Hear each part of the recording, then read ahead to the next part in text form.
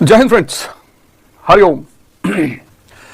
तो पिछले एपिसोड में हमने गीता का पहला श्लोक देखा और सबसे बड़ी जानकारी जो पिछले श्लोक ने हमें दी वो यह है कि धैर्य जो है, धैर्य जो है यह दृष्टि का विकास करता है। यह पहले श्लोक का सार है, सबसे बड़ा पॉइंट है। यह धैर्य दृष्टि का विकास करता है और ध्यान क्या करता है? ध्यान है धैर्य को विकसित करने की कला। ध्यान जो जिसको गुरु महाराज भजन कहते हैं या हम सब भाई लोग भजन कहते हैं, तो ध्यान है धैर्य विकसित करने की कला। और धैर्य से दृष्टि का विकास होता है। और एक बार दृष्टि बढ़ने लगे, सृष्टि अपने आप बदलने लगती है। वही स्त्री जो कल तक वस्तु है वो मां बन जाती है। ये दृष्टि का ही तो कमाल है। आपके दबाने से कुछ नहीं होगा कि भावना दबा लिया, विचार दबा लिया, दबा लोगे विस्फोट कर जाएगा। दृष्टि का विकास करो, इसका विकास करो कि जो स्त्री को भोग की वस्तु समझ लिया गया, ये आपकी दृष्टि में मां हो जाए। बस समझ लो यहीं से जीवन परिवर्तन की शुरुआत। और हम सब इससे गुजरते हैं। ऐसा नहीं है कि कोई पैदाइशी साधु कोई होता होगा। हम सब पहला चरण इंद्रियों से गुजरते हैं, हम सब। इसलिए मैंने आपसे पिछली बार भी कहा, गिल्ट मानने की कोई वजह ही नहीं है। खुद को पापी समझने की कोई वजह ही नहीं, अज्ञानी समझने की वजह है। अब हम आते हैं दूसरे श्लोक पे। संजय उवाच, पहला क्या है? धृतराष्ट्र उवाच।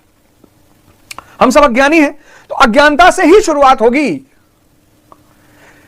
इसलिए जितने कर्म अज्ञानता में हुए हैं उस पर दुखी होने की कोई जरूरत नहीं है। मैं तो देखता हूं इतने सारे लोग, भैया हमने बहुत पाप किए। जान के कौन करता है?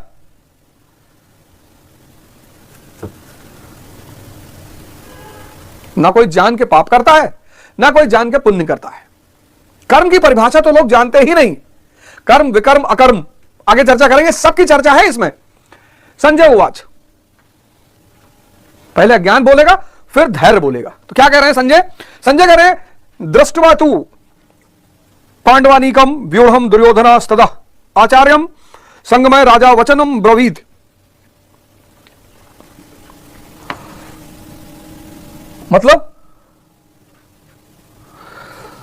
मतलब उस समय राजा दुर्योधन ने व्यूह रचना युक्त पांडवों की सेना को देखकर द्रोणाचार्य के पास जाकर कहा।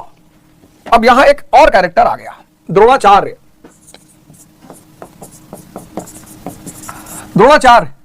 गुरु महाराज कहते हैं द्वैत का आचरण, कहते हैं यही पहला गुरु है, द्वैत का आचरण। और यह दोनों का गुरु है, सजातियों का भी, विजातियों का भी। यह पांडव का भी गुरु है, यह कौरवों का भी गुरु है। द्रोणाचार्य, द्वैत का आचरण यही एहसास कराता है कि हम परमात्मा से अलग हो गए हैं। आपने शराब पिया, देखो द्वंद्व पकड़ लेता है तुरंत, पिए कि ना पिए, गलत बात है, नहीं पीना चाहिए। हर वो चीज जो आपके हित में नहीं है वो द्वंद्व पैदा करेगी। हर वो चीज आप देखिए, दूध आप पीजिए, कभी द्वंद्व नहीं पैदा होगा। आप फल खाइए, कभी द्वंद्व नहीं पैदा होगा। आपको कभी फल खाते हुए द्वंद्व पैदा हुआ कि पाप है यार? आप सब्जी खाइए, आपको कभी द्वंद्व नहीं पैदा होगा।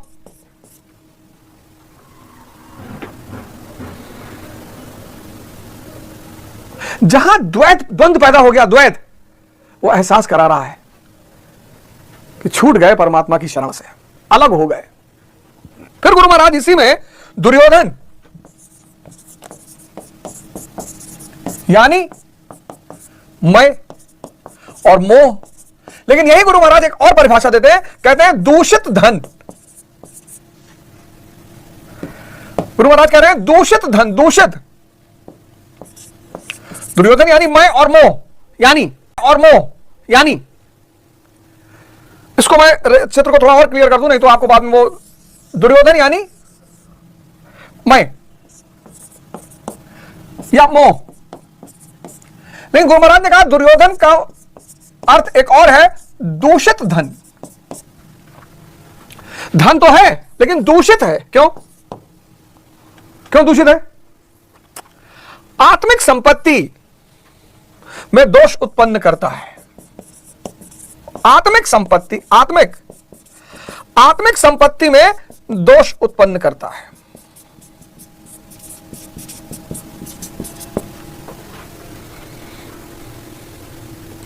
भटकाता है आपको, पत्नी से बांध देगा। अब किसी से बंधोगे तो आत्मा से तो छूटोगे ही ना, मकान से बांध देगा। तो ये सब चीजों से जब बंधोगे, इसलिए गुरु महाराज ने एक और बात कही, कहा प्रकृति की ओर खींचता है, प्रकृति की ओर, प्रकृति की ओर खींचता है, यानी बाहर की ओर खींचता है। और जो भी चीज आपको बाहर की तरफ खींच रही है, पत्नी, पति, घर, संपत्ति,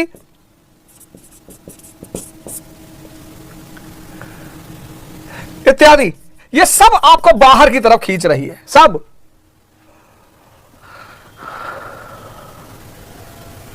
कितना अच्छा लगता है कि हम अपने पिता से जुड़े हुए हैं, मां से जुड़े हुए हैं और इन सबको प्रेम करते हैं।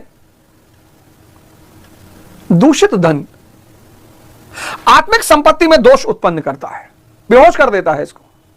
क्यों बेहोश करता है? क्योंकि प्रकृति की ओर खींचता है, बाहर की ओर। बाहर ये मर्सिडीज जा रही है, ये टाटा सफारी जा रही है, ये हवाई जहाज जा रहा है, ये खूबसूरत स्त्री जा रही है, ये सोने का गहना पहनी है, बाहर की तरफ। इसीलिए आत्मिक संपत्ति को दूषित करता है, क्योंकि बाहर की तरफ, कहां? प्रकृति की तरफ। लेकिन गुरु महाराज एक बात और करते हैं इसके बारे में, एक बात वो और कहते हैं कि वास्तविक जानकारी के लिए प्रेरणा भी प्रदान करता है।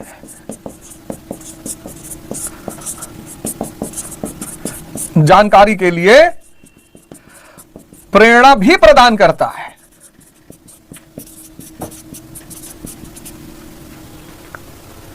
बहुत बड़ी बात है ये इतनी बड़ी बात है जो अच्छों को समझ में नहीं आई। सब गुरु महाराज की कृपा है,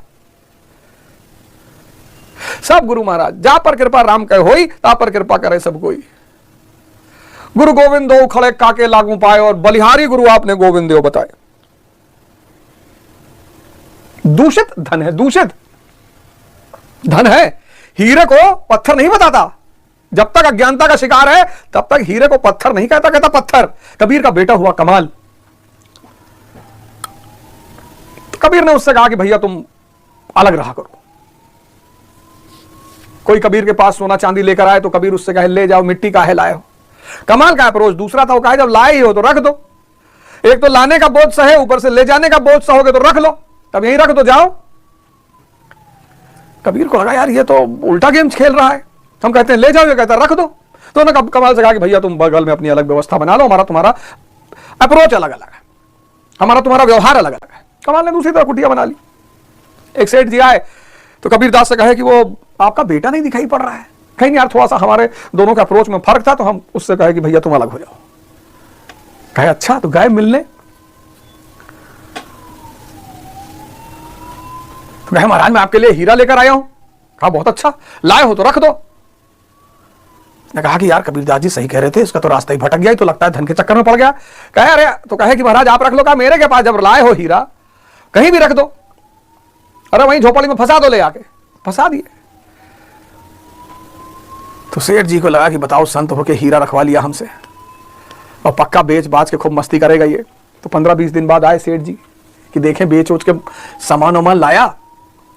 तो आए, कहे महाराज हम 20 दिन पहले आपको कुछ दे गए थे। कहे हाँ वो एक पत्थर दे गए थे तुम। हाँ तो बोले महाराज कहाँ है? बोले हमको क्या पता कहाँ है। कहे महाराज हमको शंका थी कि आप उसका इस्तेमाल करेंगे। बोले हमारे हाथ में दिए थे। कहे नहीं महाराज आपके हाथ में तो नहीं दिए थे। तो बोले कहाँ दिए थे? बोले महाराज उधर फंसा दिए थे।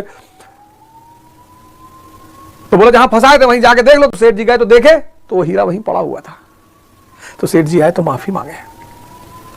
जब तक मैं है, जब तक मोह है, तब तक वो धन है, हर चीज को कीमती दिखाएगा। इसीलिए दुर्योधन यानी दूषित धन एक तो आत्मिक संपत्ति का विनाश कर देगा। क्यों विनाश करेगा? आपको बाहर लेके भागेगा। हम लोग आते तो हैं गुरु महाराज से मिलने, कहते हैं तन मन धन सब अर्पण तुमको। वो महाराज जी कहीं खड़े होकर कहते हैं कि हाँ अवध ओझा वो सारा मकान अपना मेरे नाम पे कर दो, तो दोबारा नहीं जाएंगे अवध ओझा। आत्मिक संपत्ति को दूषित करता है, मोह करता है। क्यों? क्योंकि प्रकृति की तरफ भागता है। लेकिन इसका एक पॉजिटिव पहलू यह है कि वास्तविक जानकारी के लिए प्रेरणा भी प्रदान करता है।